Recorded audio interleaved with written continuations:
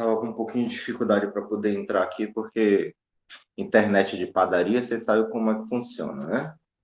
A gente passa, a gente passa mais tempo tentando conectar do que outra coisa. Tio Vitor, que prova era aquela? Depende. Era ou a prova de história ou a prova de artes. Então, que prova era aquela? Aí depende qual foi a prova que você fez. A de artes. Aquela prova de artes era a prova de artes. Tinha coisas sobre artes. Não é não? Já pensou? Prova de artes e ter de repente um monte de cálculo, matemática. Aí não ia ser prova de artes, ia ser prova de matemática. Mas a prova de artes era a prova de artes. Entendeu?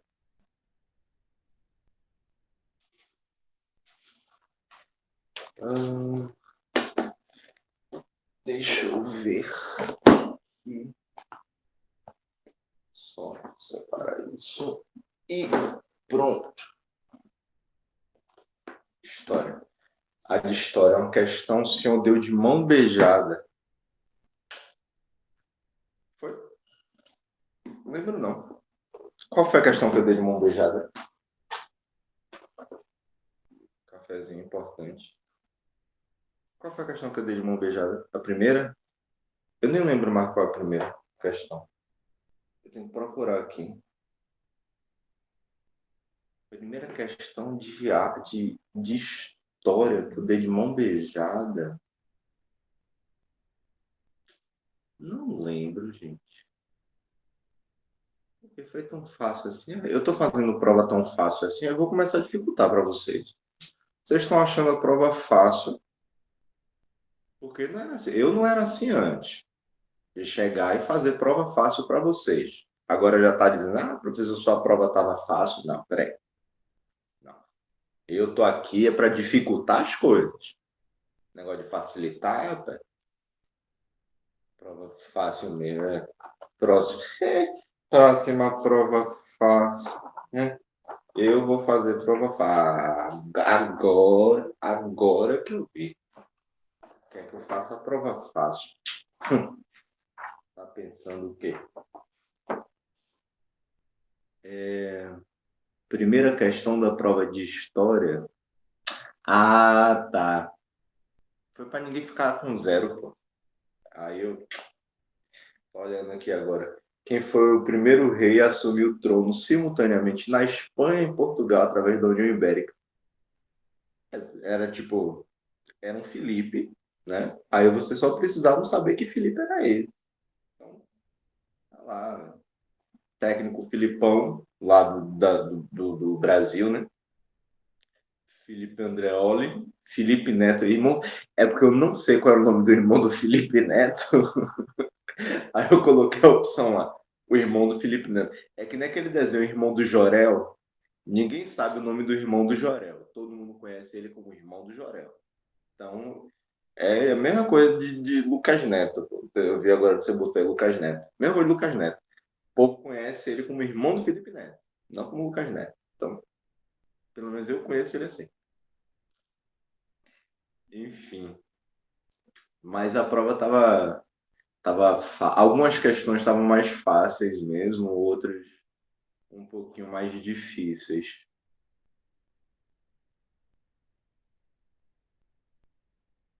Essa realmente foi aquele tipo de questão assim para dizer assim, ó, na minha prova ninguém tira zero. Então, pelo menos uma questãozinha vocês iam acertar. Enfim, meu povo, vamos lá, aulas de história. São duas aulas seguidas de história. Hoje a gente ainda tem uma aula de artes lá no penúltimo horário. Nicola entrou aqui. Deixa eu fazer a chamada de vocês. Deixa eu ver quem está aqui. História, sétimo ano. Ó.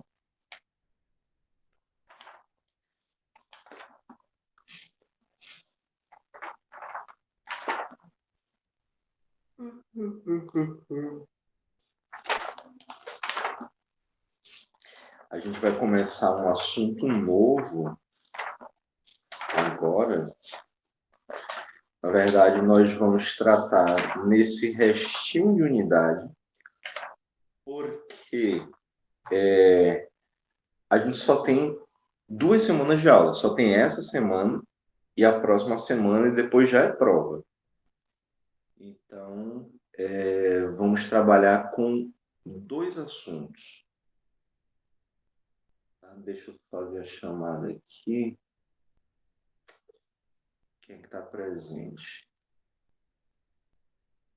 Bom dia, Nicole. E depois de nossas férias. Exatamente. E depois vocês vão ficar um mês sem precisar olhar para minha cara nesses vídeos. Amém, amém.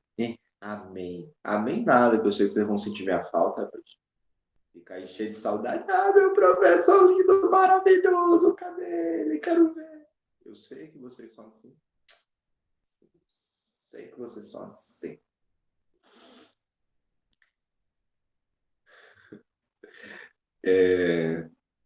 As duas Bias não estão presentes, né? Fabrício não está presente. Gente, Fabrício desistiu. Eu nem sei se ele fez prova. Gabriel tá aí, Giovana ainda não chegou. João Guilherme também não chegou. João Pedro também não chegou. De estudar. Para as aulas ele não tem aparecido. Neto também não tá aí. Pois é, né? Dia de sexta, pelo menos ele aparecia. Era para dormir durante a aula? Era, mas pelo menos aparecia. Júlia Ferreira também não tá aí.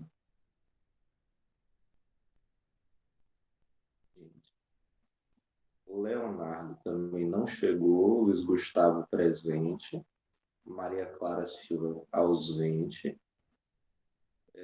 Helena e Vitória, as duas estão aí. Nicole está aí. Pedro Leonardo.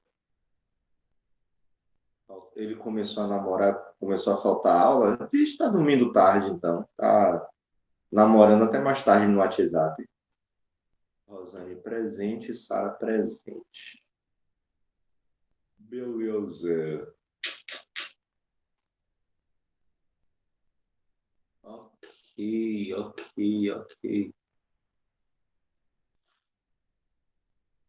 É.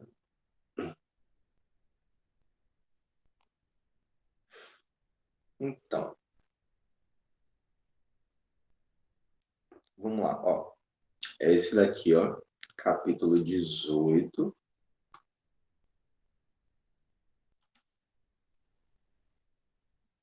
Rumo ao sertão. Página 198. Vamos começar ali pela 196. Lá na página 196, a gente começa o seguinte. A unidade 7, mostra ali a unidade 7, Novas Fronteiras do Brasil. A gente tem essa imagem daqui linda, chamada A Partida da Monção, um quadro de 1897, do artista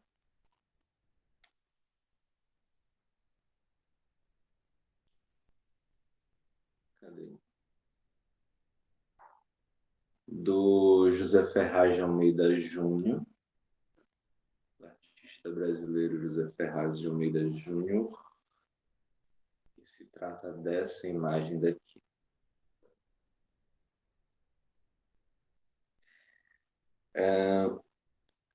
E começou a chover. A obra representa a partida de uma expedição fluvial pelo rio Tietê, que reunia mamelucos, índios e brancos de Porto Feliz, no interior paulista, em direção ao Mato Grosso, pelo rio Cuiabá. Rio Tietê, quando a gente fala assim, a primeira coisa que vem à cabeça é aquele rio que passa no meio de São Paulo, que mais parece um esgoto a céu aberto, né? Por conta de toda a poluição, pelo fato de passar por dentro da cidade. E São Paulo é aquela cidade que cresceu de forma desenfreada, desordenada, cheio de prédios, cheio disso, cheio de indústria. E a poluição acaba sendo muito grande lá, e muita dessa poluição vai direto para o rio Tietê. Só que, claro, lá naquela época, lá em 1700 e tererê, e caixinha de fósforo, 1800 e caixinha de fósforo, o que é aquilo nas costas do cara? Nas costas de quem, mulher? Desse aqui? Parece um jarro para botar água. É um jarrinho com água. Até mesmo porque, assim, eram expedições que duravam dias, né? O pessoal navegando por esses barcos, por essas jangadas. Até um cachorrinho, o doguinho. Duravam dias e mais dias, semanas, eles no barco. Então, eles precisavam de água mineral, né? Preferência. Precisavam de água, precisavam de comida, precisavam de roupa, tudo para poder fazer uma viagem um pouco mais tranquila, né? Os mamelucos índios e brancos, os mamelucos eram aqueles homens e mulheres que eram mistura de índios com brancos, né? Eram aquelas pessoas nascidas das relações entre índios e brancos, eram os mamelucos. Eles ficavam naquele meio termo ali. E, inclusive, os mamelucos acabavam ajudando muitos bandeirantes, como a gente vai ver ao decorrer dessas aulas. Eles acabaram ajudando bastante os bandeirantes a desbravarem o interior brasileiro, principalmente a atuação dos bandeirantes nessa região sudeste, centro-oeste foi muito forte. Foram eles que ajudaram justamente os portugueses a conquistarem novos territórios. Lá em São Paulo, essa presença dos bandeirantes foi tão forte que hoje em dia a gente ouve falar de várias coisas assim que tem um nome Bandeirantes envolvido. Para começar, aquela rede de televisão lá, Bandeirantes, o canal do esporte. Rede Bandeirante, né, de televisão, ou, por exemplo, a Avenida Bandeirantes, que é uma avenida enorme, Rodovia dos Bandeirantes, que é uma rodovia enorme que liga várias cidades para o interior de São Paulo, né? E assim por diante. Várias outras coisas relacionadas a isso.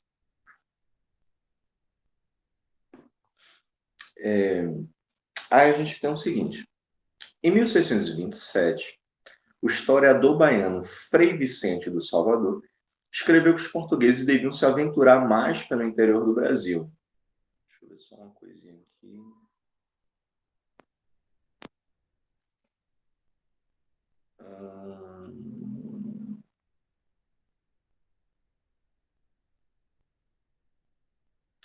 Tá, deixa eu só falar um comunicadozinho para vocês aqui. A gente vai ter um feriado na quinta-feira, né? Todo mundo sabe, dia 3 de junho. Deixa eu testão das outras, estou vendo aqui na câmera assim, uma testa. Terça-feira, quinta-feira vai ser feriado, tá? Dia 3 de junho, que é Corpus Christi. Só que na sexta-feira a gente vai ter aula normal. Ninguém vai viajar mesmo. A gente está no meio da pandemia. Negócio, vou viajar, professor, feriadão, não sei o que. Não, negócio de viajar, não. Vai viajar. Se viajar, leva o livro, leva o computador, o celular para assistir minha aula. Então, quinta-feira vai ser feriado. Quinta-feira não tem aula. Mas na sexta nós vamos ter aula normal. Tá? Então, professor, mas eu vou estar no meio da floresta porque eu vou fazer uma expedição para conquista de novos territórios. Leva o celular. vai com facão cortando o mato de um lado e com o celular no outro, assim, assistindo minha aula. Eu lá falando para vocês assim, ah, professor, mas a internet no meio do mato é ruim, tá? O problema é de vocês. Procura uma árvore mais alta, sobe na árvore assim, fica com o celular segurando assim para cima, para achar uma posição melhor para pegar essa internet, mas vocês vão assistir aula na sexta-feira, tá? Segura as pontas aí, que sexta a gente tem aula normal. Enfim, o professor parece que é doido um negócio desse. Ai, gente, esse professor, não sei não. Fazer igual fui para outro estado, levou o computador. Exatamente. Pois é. É é justamente isso. É sobre isso. Então, o historiador baiano Frei Vicente Salvador, ele escreveu que os portugueses deveriam se aventurar mais pelo interior do Brasil, pois, sendo grandes conquistadores de terras, não se aproveitam delas, mas contentam-se de andar arranhando ao longo do mar como caranguejos. Desde 1627 já tinha essa visão de que, pô, você tem um vasto território para dentro do Brasil, que é um território que não está sendo explorado. Então, você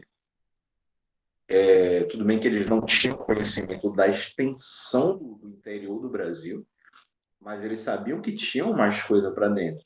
Eles ouviam falar por parte dos outros índios, e uma vez ou outra um português perdido pelo mundo, eles entravam no meio do mato, conseguiam, quando saíam vivos, né? Saíam de lá contando, não, porque eu encontrei isso, encontrei aquilo, tem um rio mais para frente, tem umas árvores assim, tem umas montanhas, uns planaltos, umas planícies, uns índios, uns bichos estranhos, pá, não sei o quê, não sei o quê. Então, o Frei Vicente, ele escreveu justamente sobre isso. Fala assim, galera, vocês estão comendo mosca. Então, não é só ficar nesse bem bom aqui do litoral, pescando peixe, catando caranguejo, cortando pau-brasil, plantando cana. Não, vocês vão começar a desbravar esse interior aí, porque parece que tem um negocinho legal lá por dentro. Então, de fato, nos primeiros tempos de colonização, a exploração da colônia ocorreu predominantemente em áreas litorâneas, principalmente porque os portugueses não conheciam a terra e porque eles temiam os confrontos com os indígenas. Então, pô, você chega num território novo, chega vivo, hein? Você invade um território novo. Viu que tem uns índios legaizinhos assim, pá, não sei o que, conseguiu fazer aquele escambo, aquela troca de uma coisa ou outra. Mas, ao decorrer do tempo, com a exploração dessa parte litorânea e tal, você vê que você vai gastando recurso demais que tem ali, só que tem cada vez mais necessidade de mais recursos. E a tendência é você ir procurando esses recursos mais para dentro do interior. Só que tinha um receio muito grande sobre o que é que se tinha dentro desse interior. Não dava simplesmente para chegar, sair andando assim, opa, eu vou ali entrar aqui no meio do mato para ver o que é que eu vou achar. Não, precisavam se fazer expedições muito bem controladas, muito bem pensadas, e tinha um receio muito grande porque a gente bate nessa tecla já tem um tempão. Ah, tem a questão dos índios mansos e os índios bravios. Os mansos, que são aqueles que eram os índios já catequizados pelos jesuítas e tal, e os bravios, que eram aqueles que não aceitavam o processo de catequização e eles buscavam se afastar o máximo possível dos portugueses. E nessa onda de se afastar, eles se embreavam onde eles se conheciam bem, que era justamente mais para o interior do país. Então, se os portugueses, se uma expedição tentasse entrar ali, os índios pegavam arco e flecha, zarabatana, assim, no meio da testa do português, assim, ah, não venha não, miséria. Oxe, vem para minha terra, me invadir aqui, pá, não sei o quê, não sei o quê, não sei o quê. Aí não queria, né? Então,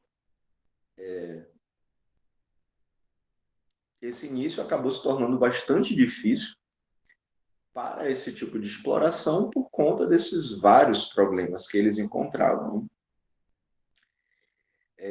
Essa situação ela vai começar a se alterar lá para o século XVIII, quando a colonização chegou ao interior do território brasileiro, chegando em Minas Gerais, Mato Grosso, Goiás. A ocupação territorial ganhou um novo impulso e muitas vilas foram formadas naqueles sertões. Também ao sul do território, as fronteiras da colônia portuguesa se alargaram. Esse processo configurou grande parte das dimensões do Brasil atual. À medida que eles vão entrando, adentrando em novos territórios, eles vão descobrindo um novo Brasil. Ainda é Brasil. Ah, professor, mas tinha lá o Tratado de Tordesilhas que cortava o Brasil ao meio. Uma parte pertencia a Portugal, outra parte pertencia à Espanha. Né? Os espanhóis, eles não estavam muito a fim de explorar o território, não. Os portugueses foram passando no interior, ocupando esses espaços. E depois eles fizeram negociação com os espanhóis, assim, opa, isso daqui eu vou ficar, viu? Aí acabou ficando. Esses grupos sociais se interessaram em desbravar o sertão. Por quê? Quais caminhos tiveram de usar para alcançar os territórios do interior da colônia? Nos séculos 17 e 18, que situação pode ter encorajado a ocupação do interior do território brasileiro? Então, essas perguntinhas é o que a gente vai começar a desvendar a partir aqui da página 198. Tá? Deixa eu colocar essa imagem aqui do Rodolfo Amoedo, o pintor Rodolfo Amoedo dos Bandeirantes.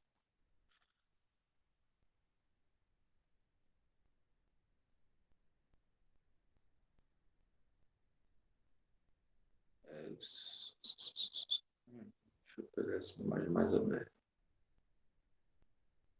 Essa imagem é bonita.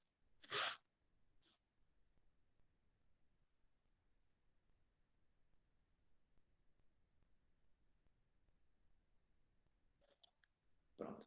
Aqui é bem a imagem, bem a cara dos bandeirantes, como ele se vestiu. Quem é Rodolfo, tio? É aquele que canta Batom de Cereja. Batom de cereja, não sei o quê.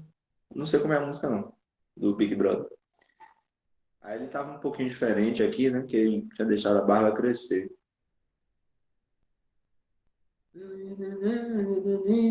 Não, essa música do Sai Rodada. Troquei, inverti, sei lá. Então, o Rodolfo. Não, esse é um outro Rodolfo. O Rodolfo Amoedo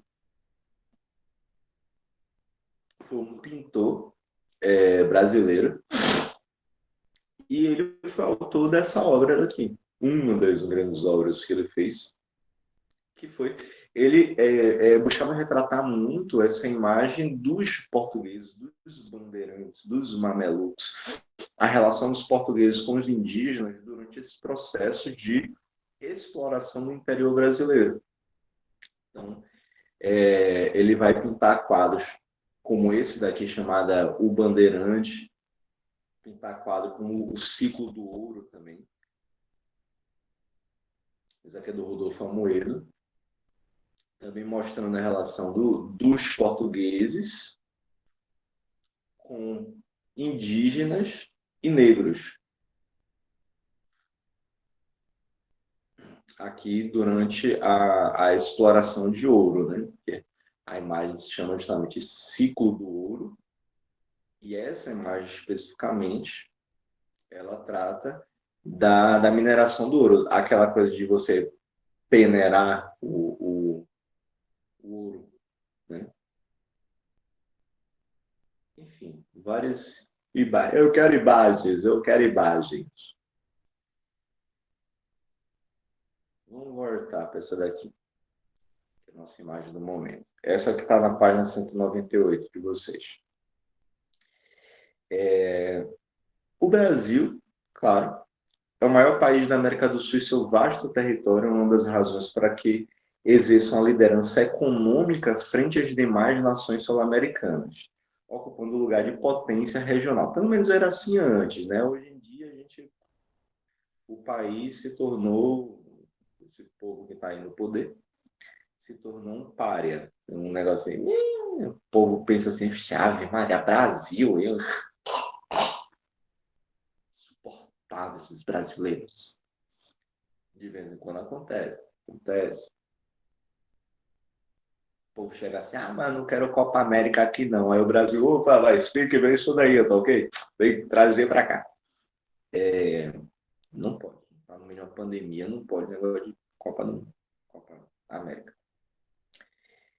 Então, o Brasil, pela sua extensão territorial, ele sempre foi um país de destaque dentro da América do Sul. Então, não somente a extensão territorial, mas ele acabou sendo o país mais rico dentro das Américas, dentro da América Latina, que pega lá a região da América Central, para cá para baixo, toda a América do Sul. O Brasil foi um grande país de destaque, porque sempre foi o mais rico dessa região, né? Das Américas em geral, não, porque os Estados Unidos acabaram ganhando essa visão de superpotência desde o período não, mas pouco tempo depois que conseguiu sua independência da Inglaterra, né? E o Canadá foi junto, que é meio que um anexo. Mas em relação ao Brasil é isso. Ele sempre exerceu uma liderança econômica nesse território, por conta de sua posição privilegiada mesmo, que ele ocupa praticamente toda a faixa atlântica da América do Sul. Então, o contato que eles tinham, a facilidade que tinha de deslocamento por via marítima para a Europa e para a África vai ajudar bastante também o país a se tornar essa potência econômica da região. As dimensões territoriais, a diversidade étnica e cultural da população são elementos que compõem a identidade nacional brasileira. As origens da situação do presente estão relacionadas ao processo de expansão e ocupação territorial das áreas do interior da América Portuguesa, a partir justamente do século XVII. A partir desses processos todos de exploração, permitindo que o país se tornasse o que é hoje, a influência sobre o que ele é hoje. Os colonizadores portugueses denominavam sertões a imensidão de terras desconhecidas e distantes dos núcleos de povoamento, que em grande parte concentravam-se no litoral. Então, a gente já sabe. Inicialmente, os portugueses chegaram para poder explorar o Brasil, só viram o litoral brasileiro mesmo. Bastante pau-brasil ali, vamos começar a cortar o pau-brasil e desmatar Ricardo Salles. Ei, pá, não sei o quê. Começou a cortar a árvore e mandar para a Europa. De repente, o tempo foi passando, falando assim, pô, se eu plantar um negocinho aqui, será que vai dar e tal, não sei o quê. Começaram a plantar cana-de-açúcar. Opa, deu certo, vamos produzir esse negócio, vamos crescer mais desse território aí.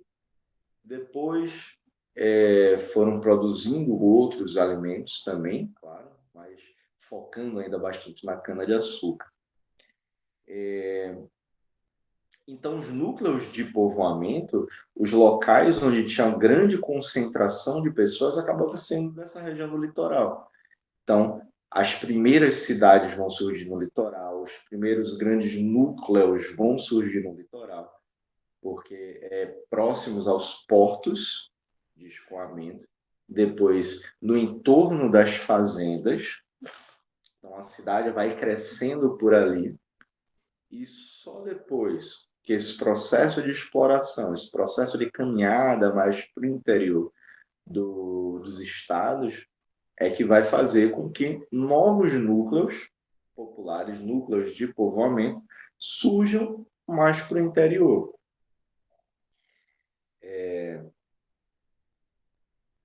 Os sertões eram áreas com acentuada presença de povos indígenas e algumas delas tinham sido alvo de conquistas espanholas mal sucedidas.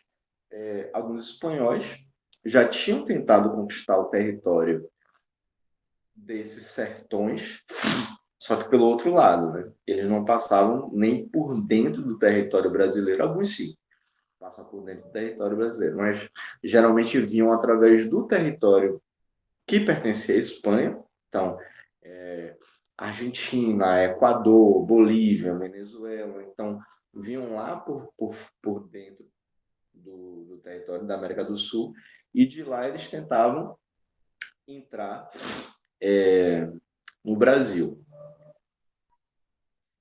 Mas eles não tinham a mesma moral que os portugueses tinham, assim, tá, por conta do tipo de colonização e por conta do contato com determinados povos. Então eles não conseguiram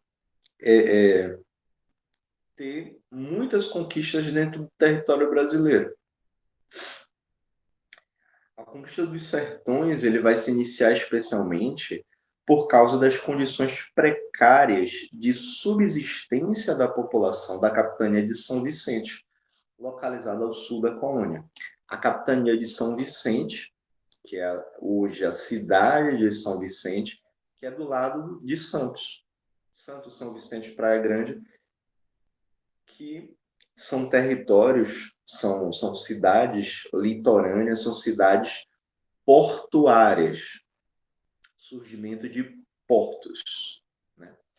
Então, como a cidade começava a crescer ali na região de São Vicente, mas era uma área que não era suficientemente boa para produzir alimento, produzir o que a população local precisava para sua subsistência, precisava para sua alimentação. Então, os bandeirantes, a partir daí, vão começar a entrar para o território justamente em busca daquilo que eles não conseguiam encontrar na região de São Vicente.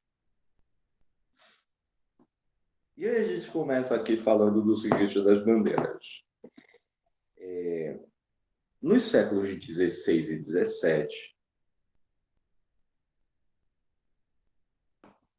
vou botar uma imagem de um cara que vocês vão ouvir falar muito ainda, que é o Domingos Jorge Velho. O Domingos Jorge Velho, esse rapaz aqui, vesgo, ele é meio vesgo, né? Dá pra perceber assim, ó. O zóio trocado dele assim, ó, pra dentro. O Domingos Jorge Velho, que barba estranha, né? Barba estranha o quê, pô? Eu tava pensando em deixar minha barba crescer assim também, ó. Abrir aqui, ó, pentear pros lados. Isso aqui é porque ele passava o pente, ó. Penteava para um lado, penteava para o outro. Já pensou? O professor jogar um bigodão desse assim também, ó. Tava pensando em fazer assim, pô.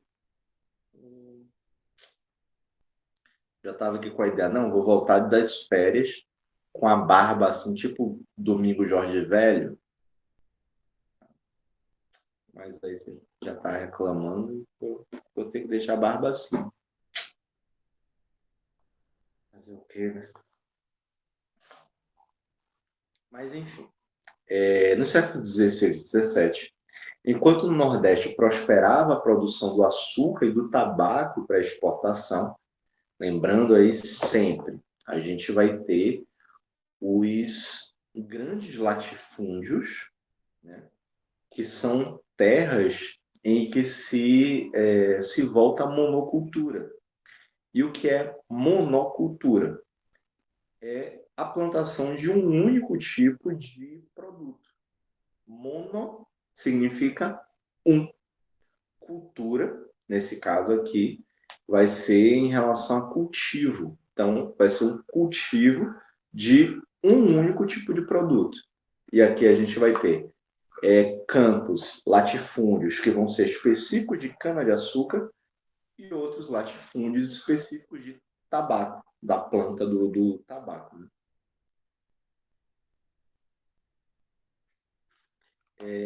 E aí, então, aqui no Nordeste, prosperava muito esses latifúndios, essas fazendas, que produziam ou a cana-de-açúcar, ou então o tabaco, e eram voltados para exportação, para venda, não era para consumo interno.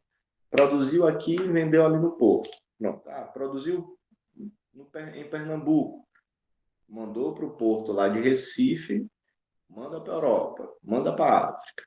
Tabaco. Interior da Bahia. Interior da Bahia foi muito forte em relação ao tabaco. Manda para o Porto de Salvador, do Porto de Salvador, pá, vai para Portugal, vai para Espanha, vai para...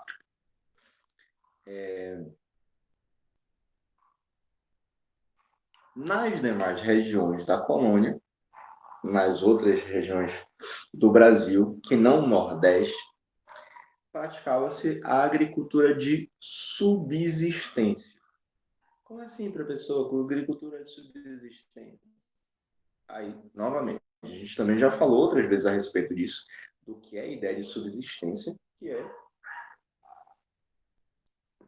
Diga aí, Vitória Helena, eu não sei qual das duas que está aí.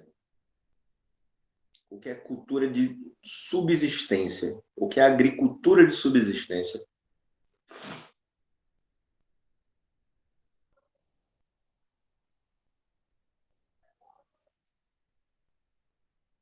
Agricultura de subsistência.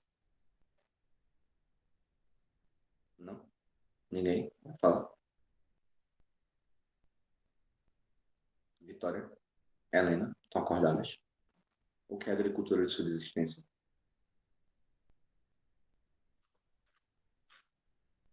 Não? Ok.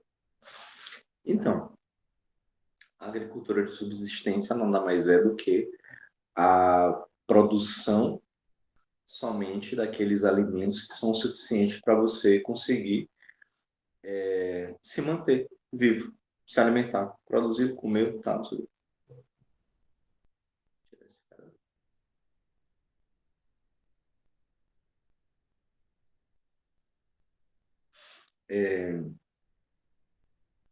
Então, a agricultura de subsistência é aquele tipo de agricultura que era voltada, basicamente, quase que exclusivamente, para poder consumo próprio.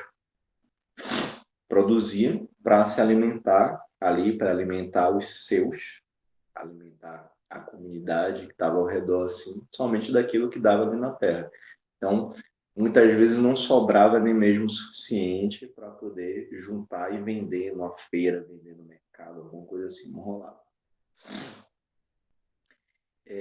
A capitania de São Vicente, apesar da prosperidade, toda a prosperidade inicial que ela teve, com a instalação dos engenhos de açúcar no início da colonização, entrou no século XVII já empobrecida devido à concorrência dos engenhos nordestinos, muito mais produtivos. Vocês lembram que inicialmente a cana-de-açúcar ela foi levada para essas regiões assim de São Paulo, Rio de Janeiro, Espírito Santo, só que o tipo de solo não era era bom, plantando dava tranquilamente, mas eram territórios muito menores. Por quê? Porque eles eram limitados a diversas serras que tinham naquela região, principalmente de São Paulo.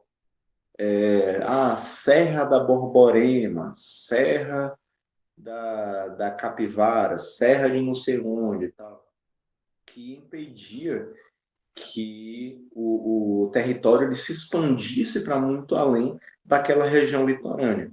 Era diferente da região Nordeste, que tinha um solo muito mais apropriado para isso, e que era uma terra muito mais plana. Você conseguia fazer engenhos, ter fazendas, ter latifúndios bastante grandes, bastante extensos, sem muita variação do terreno. Então, houve uma facilidade maior, também por conta do tipo de solo, que era o solo massapê, era muito melhor para a plantação desses insumos, desses produtos assim para o interior do Nordeste. Então,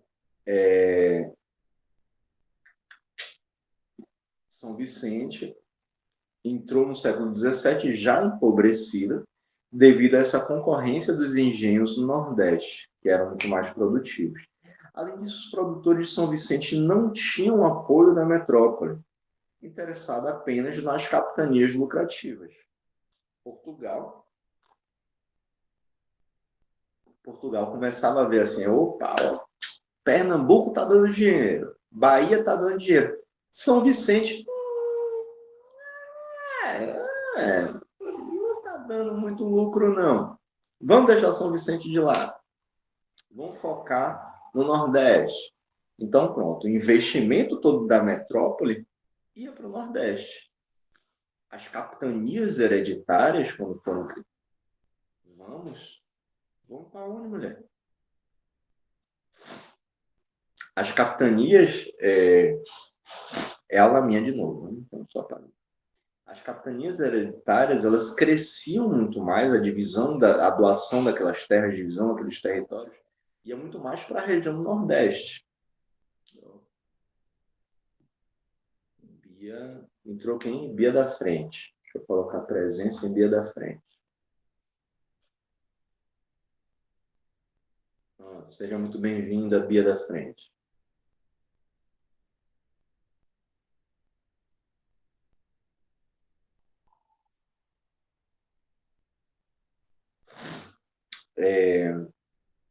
E então São Vicente, bom dia.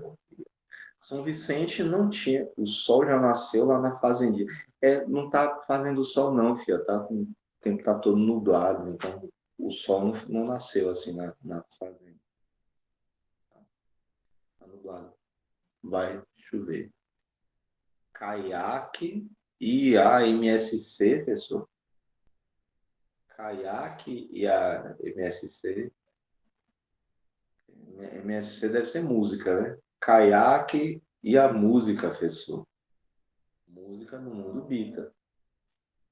E por que o caiaque? Porque vai chover tanto assim que vai alagar as ruas e o povo só vai conseguir se deslocar de caiaque. É kkk. Caiaque, eu já estava pensando que vai cair uma chuva só a gente atravessar a cidade pela Arca de Noé. Caiaque popular. Muito bom. Da de caiaque, inclusive, saudade. Não entendi. KKK. Agora entendi. Mas, enfim. E aí, os produtores de São Vicente, então, eles não tinham esse apoio mais da metrópole. Como eles tiveram no início, o investimento da metrópole ia sendo nessa região de São Vicente, de Santos e tal, e de repente, como eles viram que estava dando muito mais lucro o Nordeste, o foco, naquele momento, da metrópole era no Nordeste. A população local, então, a população ali de São Vicente, da região de São Paulo, começou a buscar maneiras de reduzir a pobreza no qual eles tinham sido jogados, no qual eles estavam vivendo. E foi justamente a partir desse processo, ao longo do século XVII, que começou a se organizar o que eles chamavam de bandeiras.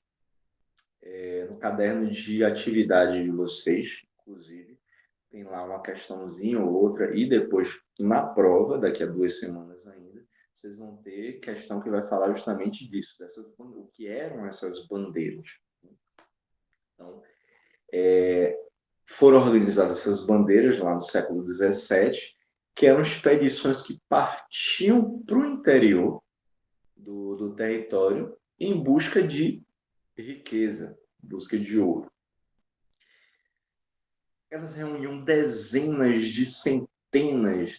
a centenas de homens conhecidos como bandeirantes, pessoas pobres da capitania de São Vicente, principalmente da vila de São Paulo.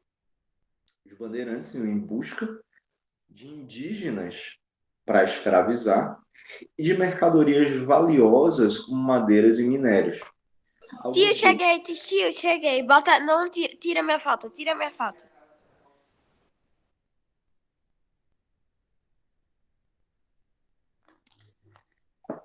Tira minha foto, a Giovana Pinheiro, do Santos Silva Rosa.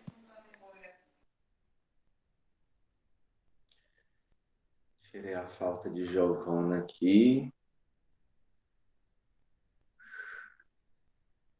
Quase morro do coração. Do nada, tô aqui distraído. A mulher entra. O Obrigada. coração da pessoa, mulher, não faça um negócio desse, não. O coração do professor tá velho. Você chegar assim, dando susto, o professor morre do coração. Já pensou? Não tem mais aula de história, não tem mais aula de arte, porque o professor morreu no meio da aula. Vou até beber Ok, uma tudo água bem. depois dessa. Era só pra dar um infarto cardíaco, bem pouquinho, mas dei.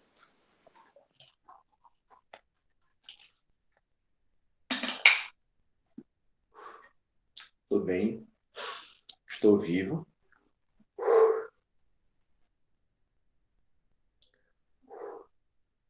me recuperei. Estou bem, estou bem, estou bem. Muito obrigado. Amém, Senhor. Deixa eu só ver uma coisa aqui. Mas já tirei sua falta, tá? Deixa eu ver. Obrigada novamente. Pode voltar para o assunto. Mesmo sem entender nada, se tiver como me explicar o que vocês estão falando.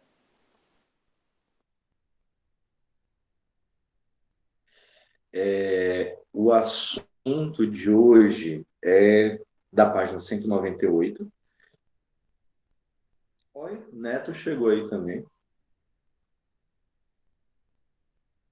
Muito bom dia, Neto. Só que ele não deu o ataque como eu dei. Graças a Deus.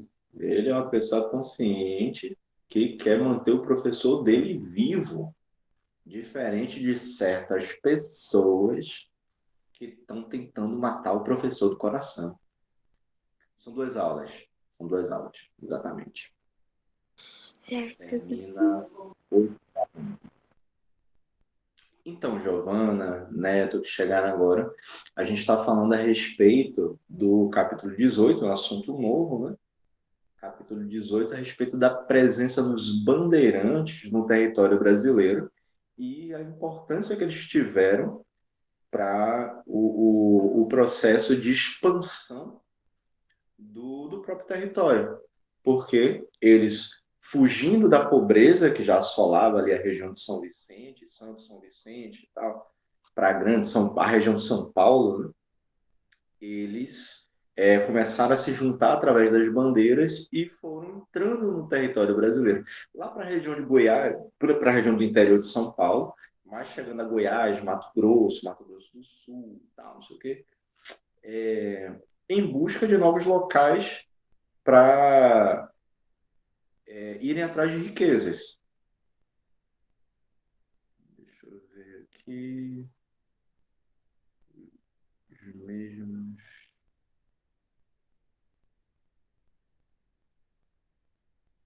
Tá. Enfim, então vamos falar disso, tá? Continuar falando disso, que foi a presença, a importância da presença dos bandeirantes no território brasileiro para a conquista de novos territórios. Claro que é que nem a chegada dos portugueses no Brasil, no litoral brasileiro. Teve sua importância, teve. Não é à toa que a gente está aqui hoje, tá? Tranquilo, de boa. Entretanto, essas conquistas, essa chegada, essa exploração por parte dos bandeirantes, tal qual a exploração por parte dos portugueses, tem os seus benefícios e tem os seus malefícios. Então, um desses grandes malefícios em relação à presença dos bandeirantes foi justamente que eles ajudaram a dizimar, ajudaram a matar uma grande parte da população indígena do Brasil. Eles ajudaram a desmatar uma grande parte do território brasileiro, do cerrado brasileiro, uma parte da Mata Atlântica também. E, claro, subindo um pouquinho mais, já vai pegar a região amazônica também, que eles começam a desmatar. Enfim, e eles fizeram diversas atrocidades. Esse Domingo Jorge Velho mesmo, que está aí aparecendo para vocês, com essa barbinha muito fofa, que foi, não sei se foi Vitória ou foi Helena adorou, quem foi que gostou? Foi Vitória, né? Não, acho que foi Helena. Olhou para a barba dele e falou assim: Nossa, que barba mais bonita, professor. Eu quero ter uma barba dessa quando eu crescer. Foi a Helena que falou. Helena, você não vai ter uma barba dessa. Eu espero que não tenha, né? Não, mas se tiver, também não tem problema. Vai ficar massa. Dividido. Mas, enfim.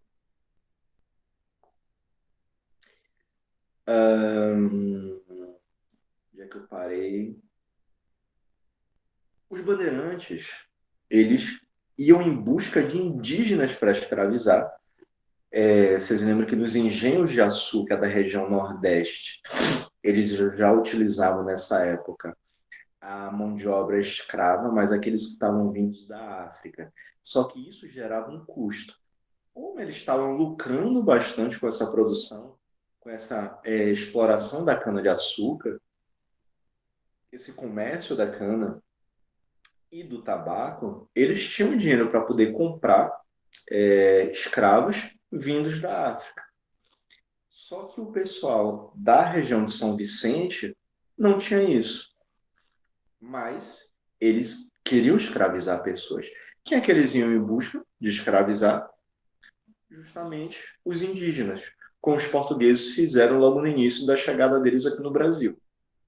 Então, os bandeirantes eles vão em busca desses indígenas para a escravização e de mercadorias valiosas como madeira.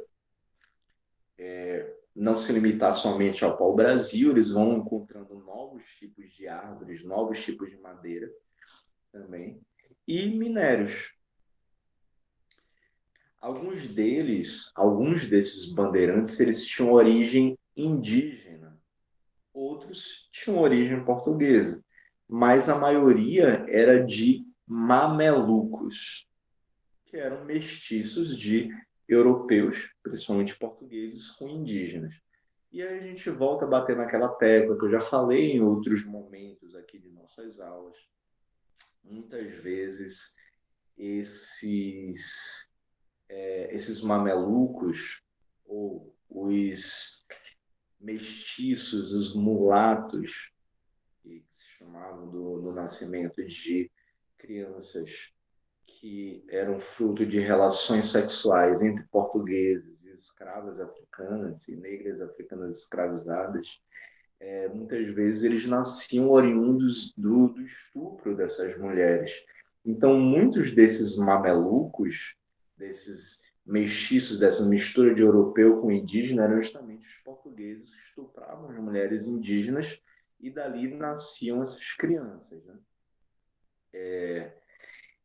Depois a gente vai falar um pouquinho mais a respeito desses mamelucos, mas eles faziam parte de uma comunidade, de uma sociedade que era meio que mista.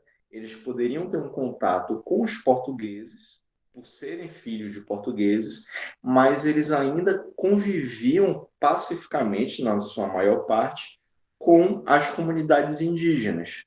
Então, eles acabavam tendo bastante trânsito. Eles conseguiam caminhar entre as comunidades indígenas e entre os portugueses. Ele conseguia manter um bom diálogo, digamos assim, entre esses dois povos distintos. Isso ajudou bastante no diálogo e no trabalho de convencimento muitas vezes, para que os indígenas trabalhassem para os portugueses, para que eles participassem dessas expedições das bandeiras. Então,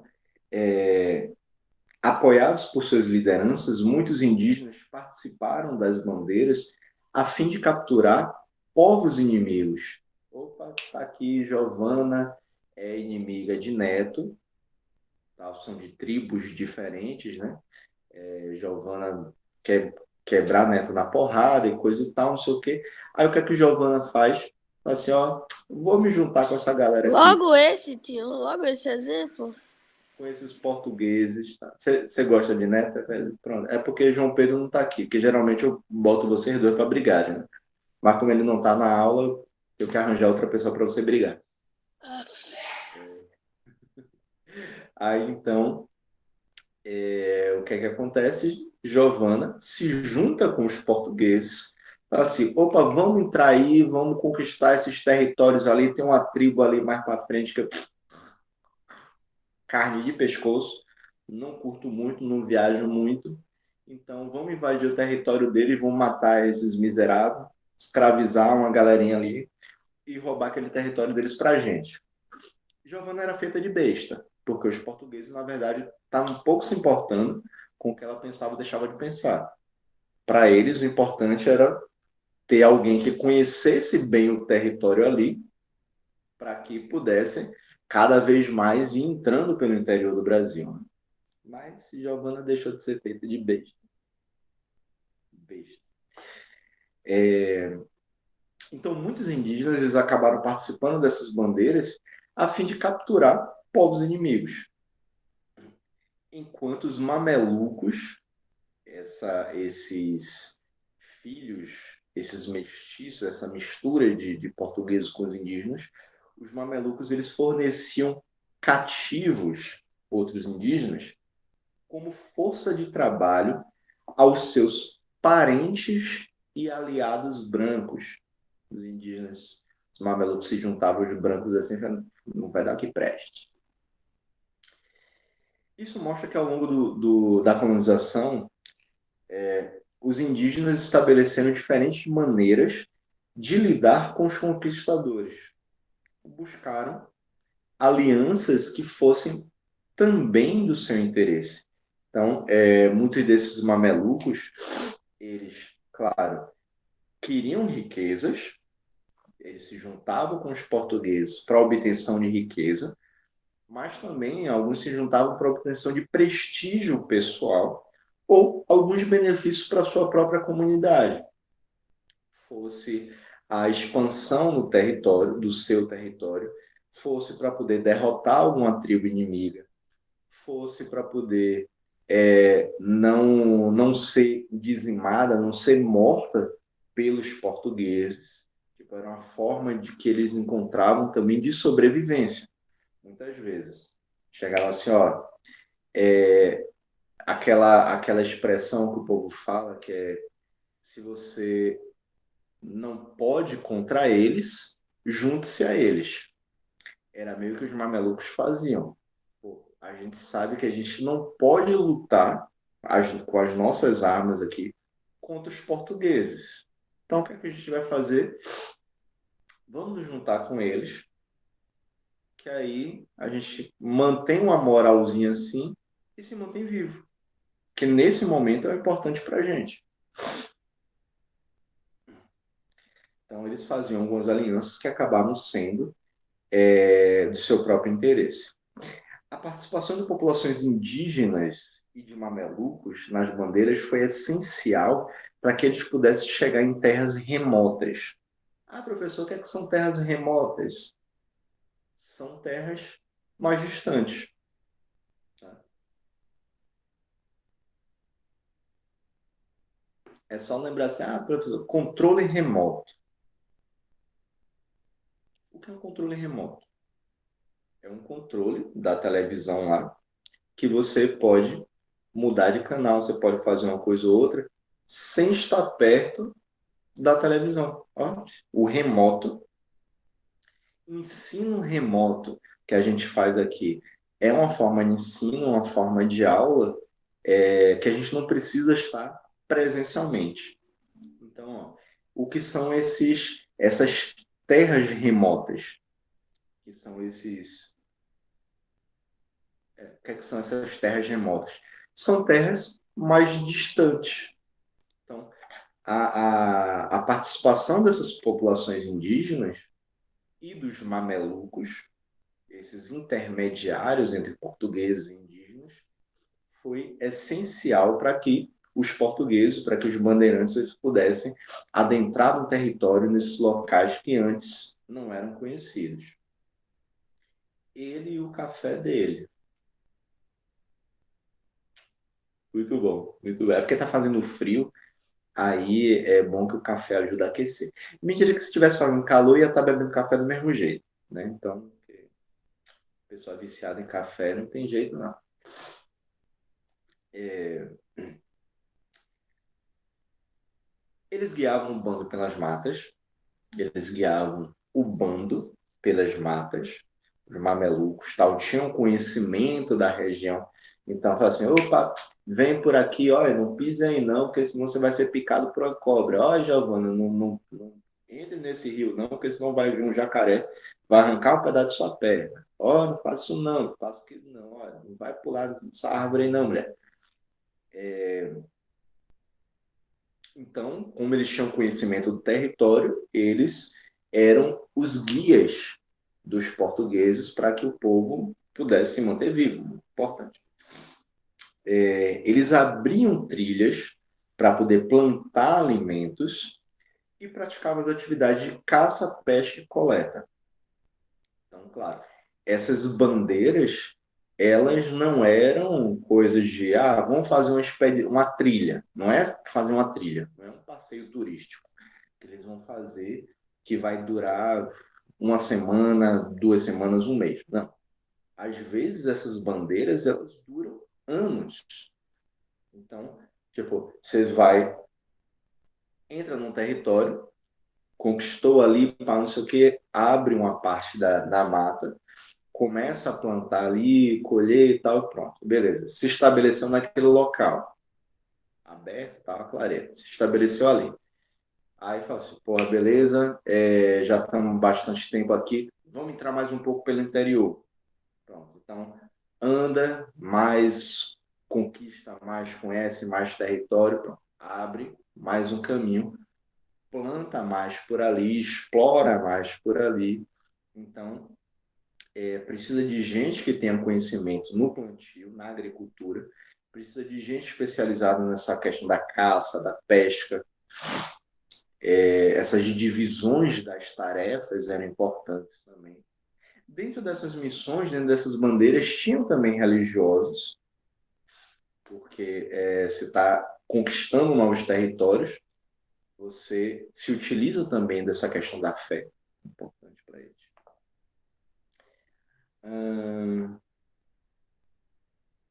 Eles guiavam o bando pelas matas, abriam trilhos para plantar alimentos, praticavam atividade de caça, pesca e coleta, dominavam a técnica de construir canoas e manejá-las para avançar rumo ao interior.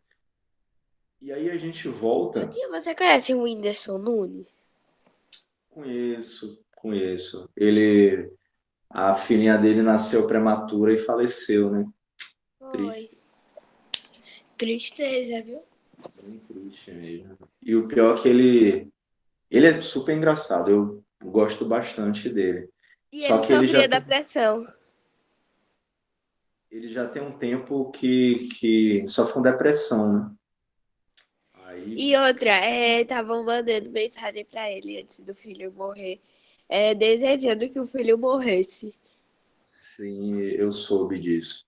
Atacando Luísa Sonza, dizendo que foi ela a culpa da morte. Ela postou os Sim, stories. Em 2 minutos eu vi os stories, aí depois ela apagou. é bem triste isso, O que é que infelizmente. tem uma ex a ver com o filho morto? Nada a ver. Mas o povo não tem consciência, não, infelizmente.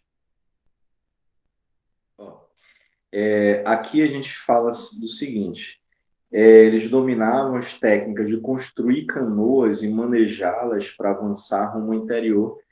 E a gente tem mais ou menos o que acontece nessa imagem daqui, que eu tinha mostrado logo no início da aula, que você vai ter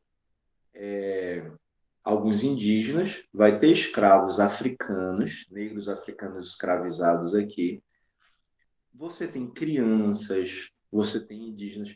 Aqui a gente consegue perceber um pouco mais em relação aos indígenas, pela cor da pele deles, inclusive, com uma diferença bastante visível em relação a quem eram os negros africanos escravizados. Aí você vê um aqui na frente, outro aqui no outro barco, todo. E aqueles que eram os indígenas. Então, até o rosto é diferente, o olho é diferente, apesar de ser uma imagem relativamente pequena, mas existia uma preocupação grande na forma que você reproduzia essas imagens, que é justamente uma representação da realidade daquela época. Você vai ter os jesuítas, vai ter a presença de religiosos, vai ter a presença dos portugueses, dos bandeirantes, aí também a diferenciação que a gente consegue perceber bem nisso é o tipo de roupa que eles vão vestir, que é a representação da fidalguia, né? A representação dos portugueses, bem, que são roupas mais bem trabalhadas, né? E aqui, claro, as despedidas e tal, porque essas bandeiras elas duravam bastante tempo.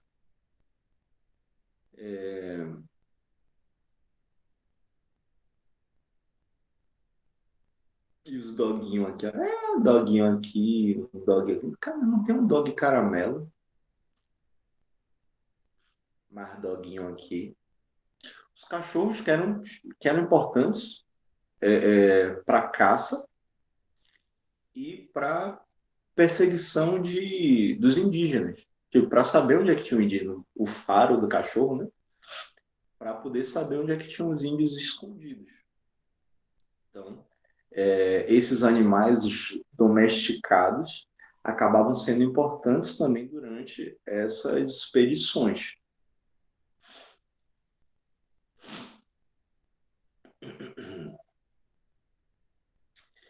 Hum, os bandeirantes carregavam muitas armas, incluindo arcos e flechas. Andavam descalços ou com sandálias indígenas. Tudo bem que aqui a gente vê um ou outro de bota, mas boa parte deles andavam descalços ou com sandálias indígenas, que eram uma imagem daqui.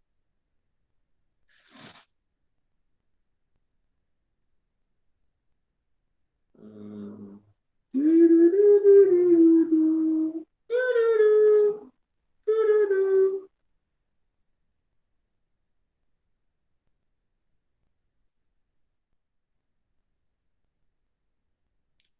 Aqui não vai mostrar, não. Mas enfim, tá tudo bem. Mas aí, ó, a ideia dos indígenas escravizados, você percebe bem a diferença estética dos indígenas para os negros africanos escravizados, né? Pela coloração da pele, pelo tipo de cabelo, pela própria textura do cabelo e até o corpo deles, que eram pessoas que costumavam ser mais magras, ter uma estrutura muscular menor, mais, como se eles fossem mais fracos. Traziam a ideia de serem mais fracos. A representação dos portugueses, aí já meio voltando, ligando a questão de história da arte também, né? A representação dos portugueses, eles geralmente eram feitos como se eles fossem bem maiores, mais altos, mais fortes, mais imponentes, para poder demonstrar a ideia de força dos portugueses. força dos europeus dentro do território brasileiro, contra é, os habitantes do território brasileiro, né?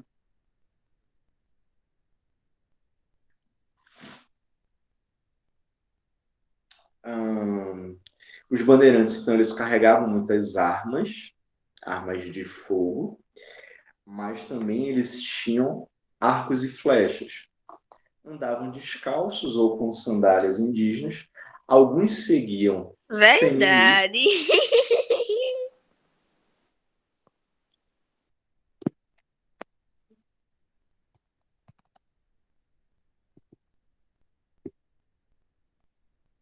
alguns seguiam seminus, fiações indígenas. Outros se vestiam com camisas e calças rústicas, camisas e calças assim, feitas de pano, normal. Tem uma calça um pouco. Deixa eu só fazer uma coisa.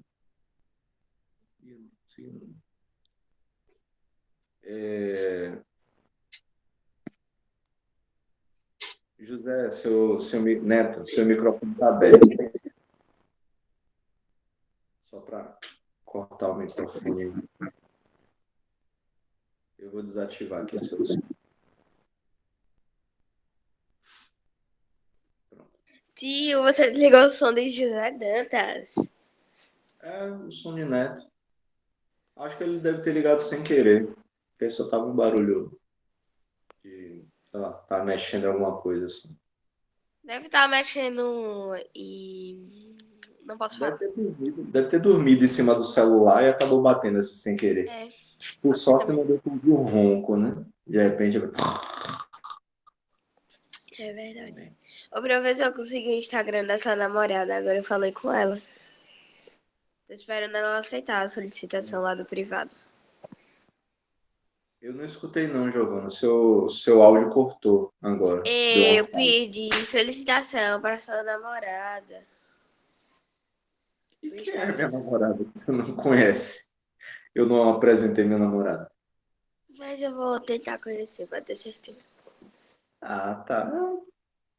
Eu não acredito que você vai achar, não. Mas tudo Ô, bem. tio, teve um dia que eu mandei mensagem pra mulher com o nome Karen Santos, achando que ela te conhecia, porque, tipo, Ah, tinha lá o nome Vitor Las Boas, sei lá, o nome lá, não parece ele seu, mas em vez de ser Vitor Las Boas, tinha Vitor e dois coraçãozinhos, uma aliança. Aí eu falei, deve ser essa. Aí eu fui lá, mandei um oi, comecei a chegar com ela, cheguei junto. Aí ele ficou conversando, aí depois eu perguntei, ei, qual é o nome do seu namorado? É o nome e o sobrenome. Aí ela, Vitor Santos, eu. Ah, tá, porque eu achava que era você, era namorado do meu professor. Mas muito obrigada, depois eu não. bloqueei ela e saí. Que horror. Não, minha namorada não se chama Karen. Que verdade. Então, Deve se chamar valeu. Vitória. Não, não é Vitória. Aff, tio, oi. Minha namorada não tem nome. Seu namorado não tem nome? Minha namorada se chama Inês. Inês Existente. Legal. O meu namorado se chama N. De ninguém. Tá bom, ó, vamos voltar aqui. Negócio de... Brincando. Volta aqui. Se vestiam com camisas e calças rústicas e chapéus de abas largas. Aí é o que a gente vê aqui, como, por exemplo, o que o Bandeirante está usando e tal. Eles usavam esses chapéus de abas largas que eram uma forma de se protegerem, inclusive do sol. Né? Bota aqui, expedições bandeirantes, para vocês verem.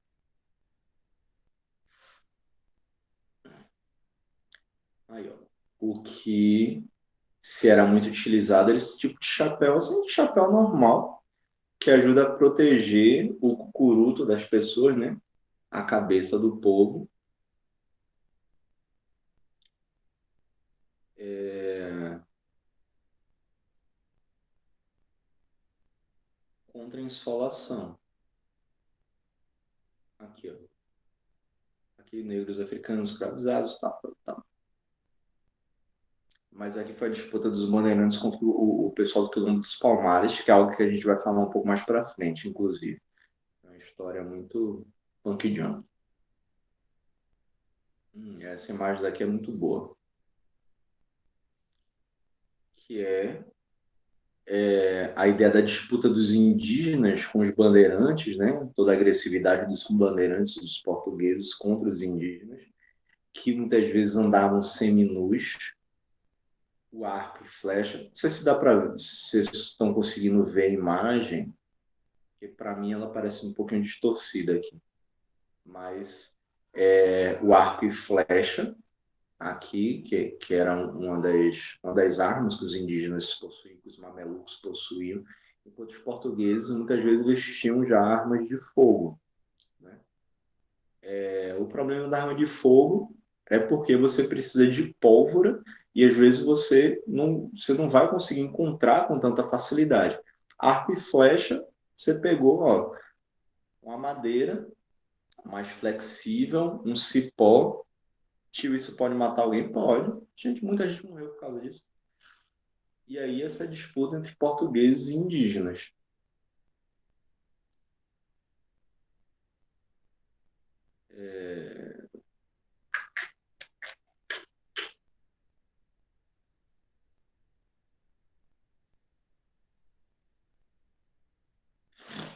Essas disputas, assim, o indígena aqui com arco e a flecha, aqui em cima, tá vendo? Morto. Aqui, mais aqui com arco e flecha.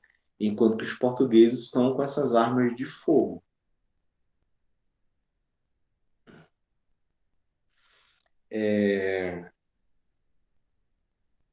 Item importante do vestuário dos bandeirantes era o colete de couro acolchoado, usado sobre a camisa para protegê-lo de flechas inimigas. Esses coletes, deixa eu pegar uma imagem de um português. Bom, essa imagem daqui já dá para ver. Pronto. Esses coletes aqui de couro, ó, as flechas. Essa imagem daqui tá ótima, justamente por isso. Traz a ideia da arma de fogo, do chapéu que eles usavam, apesar que esse daqui tá parecendo que colocou um vaso na cabeça, né? Mas os coletes que eles usavam que impediam, pelo menos em parte, que eles fossem atingidos por essas flechas, por essas flechadas, né? A duração das bandeiras variava de poucos meses a alguns anos, dependendo das dificuldades enfrentadas. Aquilo que eu tinha falado mais cedo, que essas bandeiras, essas expedições dos bandeirantes, essas bandeiras, elas poderiam durar inclusive anos. Então, por isso que tinha a necessidade deles se estabelecerem em determinados locais, em alguns momentos, e eles começavam a plantar. Claro, eram plantações que davam resultado rápido, né? Meu carregador coisou aqui. Meu celular está carregando. Dava um resultado mais rápido. Então, muitas dessas bandeiras acabavam durando meses e até anos. No começo do século XX, os ricos fazendeiros de café paulistas buscaram valorizar a importância da região de seus antepassados na história do Brasil, difundindo a imagem dos bandeirantes como exploradores destemidos, responsáveis por desbravar os sertões e alargar o território nacional. Nascia assim um mito em torno dos bandeirantes. Tudo que é negócio de mito não presta. Já, vocês ficam sabendo aí. Ou fala, ah, é mito, mito, mito. Ah, não presta, porcaria. Então, é, os ricos fazendeiros, mito é coisa de gente rica, né? O povo já gosta dessas coisas, assim, tudo metido a besta, não se importa com o pobre, quer ver pobre tudo morto, então ele se preocupa, ah, mito, mito, mito. Aqui não foi diferente. Os ricos fazendeiros do café paulista, eles chegavam dizendo assim, não, vamos criar essa ideia, vamos criar essa ideia do mito dos bandeirantes, como se eles fossem os maiorais, como se eles fossem os grandes desbravadores, os grandes Que responsáveis, negócio grande. que eles foram os grandes responsáveis pela conquista do território brasileiro, quando, na verdade, eles foram responsáveis por grande parte do genocídio, da morte, do etnocídio, da morte de diversos povos indígenas, da destruição de diversas comunidades indígenas, de muito da cultura indígena que existia naquela época, foi dizimada, foi destruída graças aos bandeirantes, que eles estavam pouco se importando com os indígenas. Quero saber de explorar o território. Vão matar todo mundo que a gente encontrar pela frente. Estou pouco me lixando para esse povo. Está parecendo o que acontece hoje na Amazônia com os garimpeiros, com os grileiros, com o povo que o mito que existe hoje na presidência quer destruir todo mundo. Tio, que hora acaba a sua aula? A hora que eu quiser. Se eu quiser terminar essa aula meio-dia, eu vou terminar. Se eu quiser terminar essa aula 4h48 da tarde, eu vou terminar 4h48 da tarde. Tá. Então,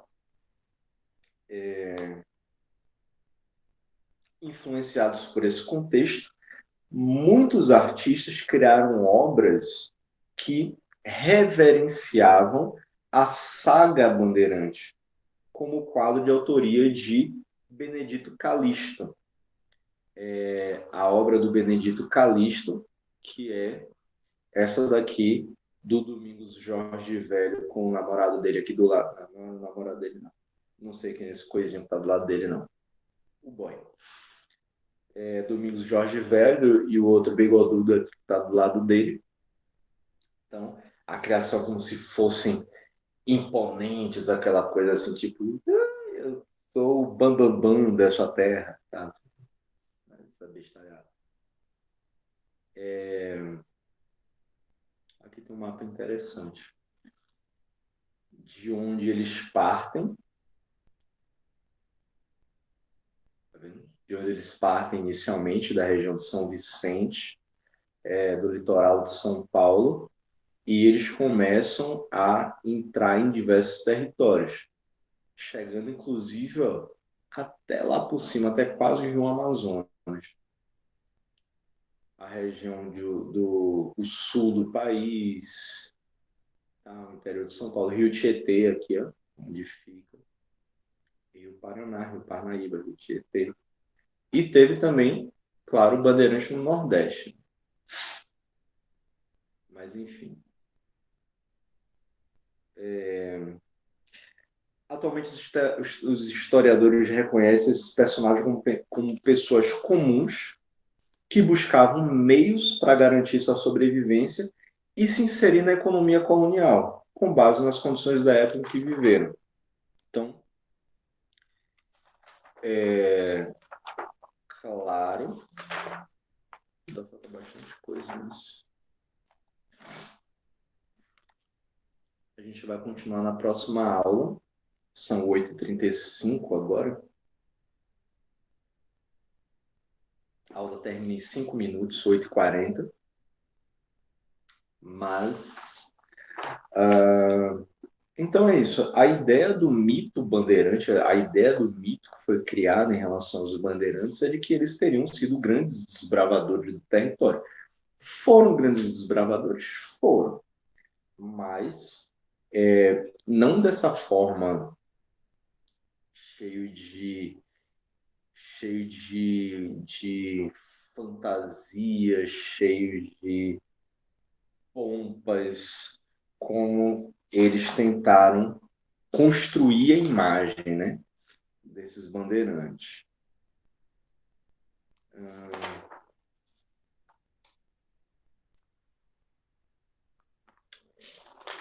Deixa eu só ver uma coisa aqui.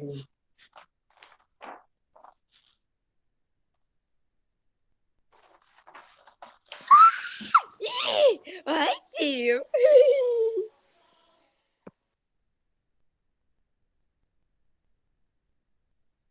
Essa mulher tem problemas. Giovana bateu a cabeça quando era pequena, alguma coisa assim, porque não é possível um negócio desse não, Deus é mais. Enfim,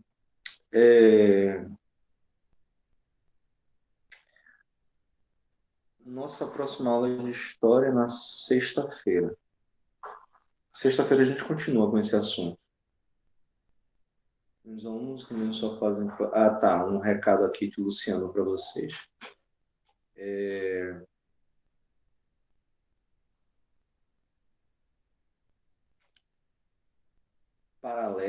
A prova paralela que vocês farão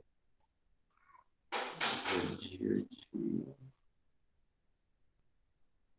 que alguns de vocês farão a prova paralela ou a segunda chamada, somente naquelas provas que o pessoal teve nota abaixo de 6, que ficou com a média abaixo de 6, tá? Em relação à primeira unidade. Então, quem ficou abaixo de 6 tem a possibilidade de fazer paralela para poder aumentar suas notinhas. Ok? Ok. Deixa eu ver. Então, meu povo, é isso. 8h37.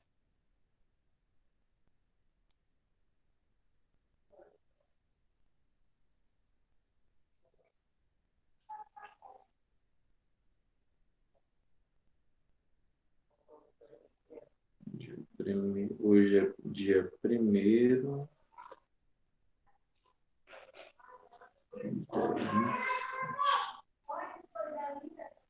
A criança está do lado.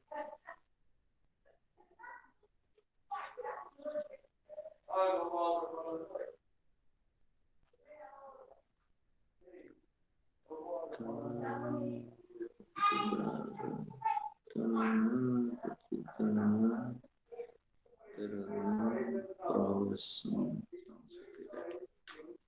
Enfim.